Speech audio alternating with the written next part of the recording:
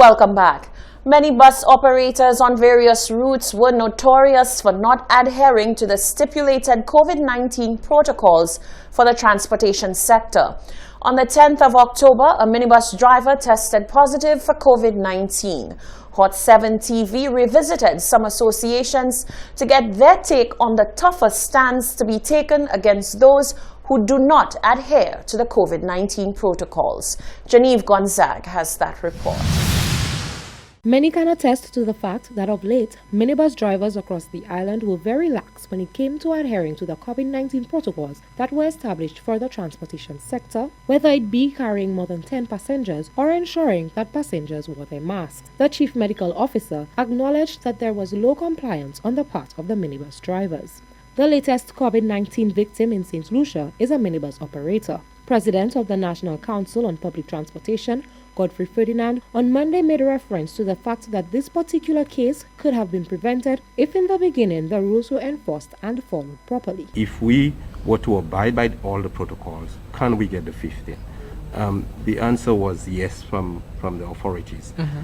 Presently, going back to 10 or having us transporting 10 is a concern because profitability is just at zero. We are just offering a service doing that. So the concern is that operators are really down-spirited on the fact that they have to resort back to 10 and that there is a possibility that there might be islands community spread, which creates even a greater concern to the operators. Who has it? Who doesn't have it? But what this particular case has done is allow persons to know and see the importance of following the protocol. The council have always been in a position to and expressing that members should follow the protocol as is. Hot 7 spoke with members of various minibus associations to find out whether their attitudes towards the rules have changed. Now that it has hit home, Public Relations Officer of the Soufrière Castries route, Julian Snack, is singing a completely different tune about having to carry 10 passengers. He says, at this point, whoever does not follow the rules will have to pay the price. They've asked us to pick up 10 passengers, which I'm very happy with, at least right now, because I realize that they're protecting us, right? So it's a very just cause for the time. I know many persons are not happy with it, but with so much happening on the outside, I am suggesting that what they're doing is a good thing. The fines, people have to adhere to what is being said to them. So if you don't want to follow the rules and regulation of what my Prime Minister says to you, you have to pay the penalty. So that's just what it is. Because you have rules and regulations. So you put on your mask. I mean, put on your mask in the bus. It is for our own health safety. You have to do that. Public Relations Officer of the Pavé Rockall Association, Claudia Sidney, admits that he may not have been taking the rules seriously before, but given the turn of events, he is looking to secure himself in every way possible. But the passengers had held with the protocol of putting your mask. I was one of the victims too, I could tell you that. I was one of the victims, wasn't one, which I get, but at least I could still be protected. It was there, I used to put it on off and on, but I was a victim of it. But now they put the protocol, I have to wait.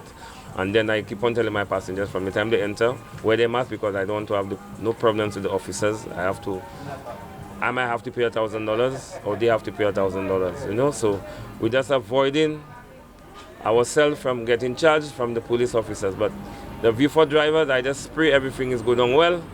And I hope there doesn't have a strike concerning what that go down there in Viewford, because if the drivers go untested and they come out negative, and I know the way the Viewford drivers are already. The Prime Minister and the Commissioner have warned that there will be a zero-tolerance approach to any non-compliance.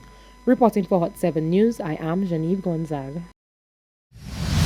Social media has been abuzz with rumors that the latest COVID-19 victim may have been contracted by the St. Lucia Labour Party to transport supporters to the national protest rally on Sunday in Castries.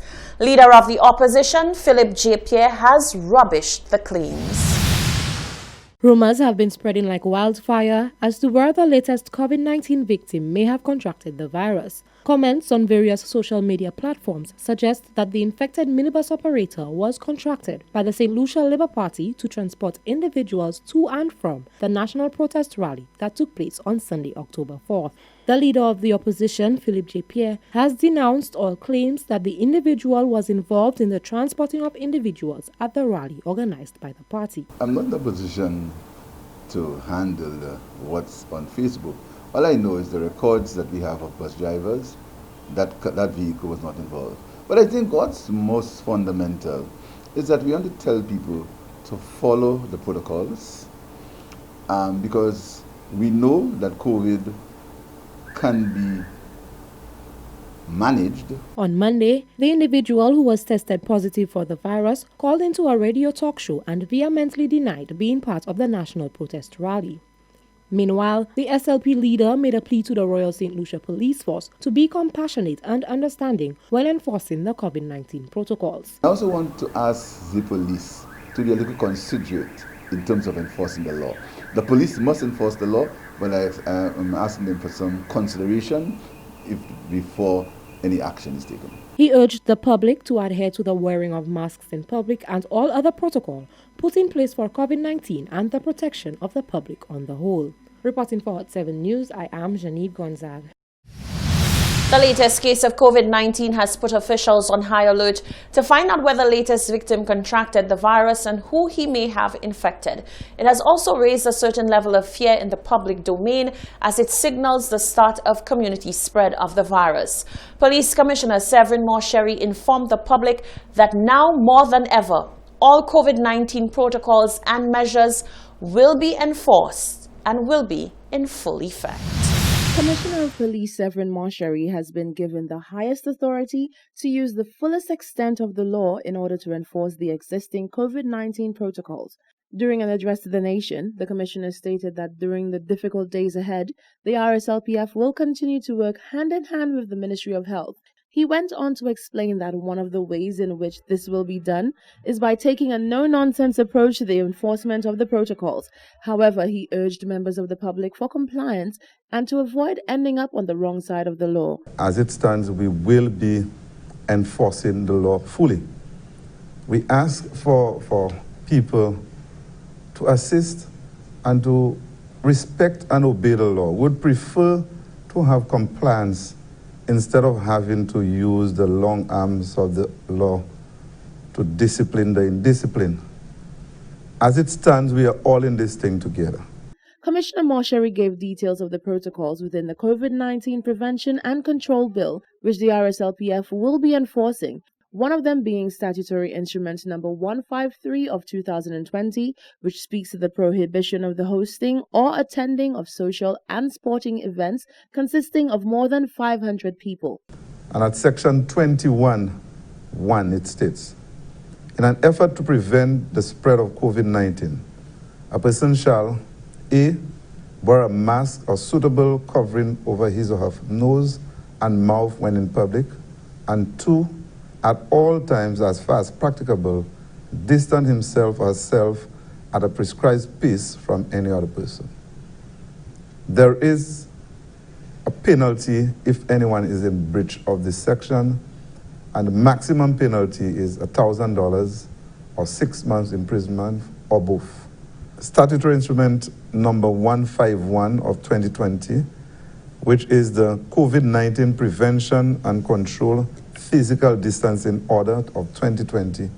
It deals specifically with business places, establishment or offices where customers should at all times practice physical distancing and wearing of their mask.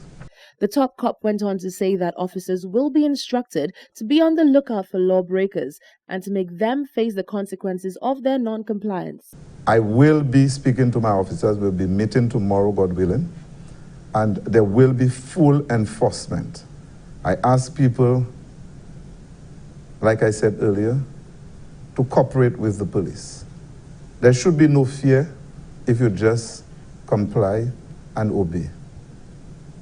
We need to ensure, Prime Minister said earlier, that you need to adopt the approach that you have COVID I want to go further and state that you need to also use the approach that everyone around you has the virus, and that you should at all times wear your mask.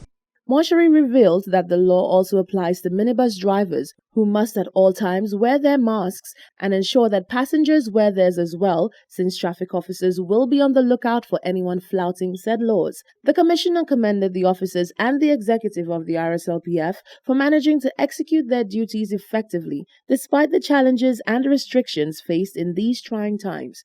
Reporting for Hot 7 News, I am Rochelle Gonzalez. Renowned St. Lucian musician Ronald Buhingson says the Prime Minister's announcement regarding new legislation for radio stations is more than welcomed. However, whether or not musicians truly benefit, he says, lies deeper than the percentage of music played by the stations. Hingson went on to call on Echo to take tougher action against the long list of radio stations that have been recorded as being non-compliant to paying royalties. Shaka Wooding reports. Radio stations may soon be mandated to dedicate 50% of their music airtime to songs originating from the OECS member states.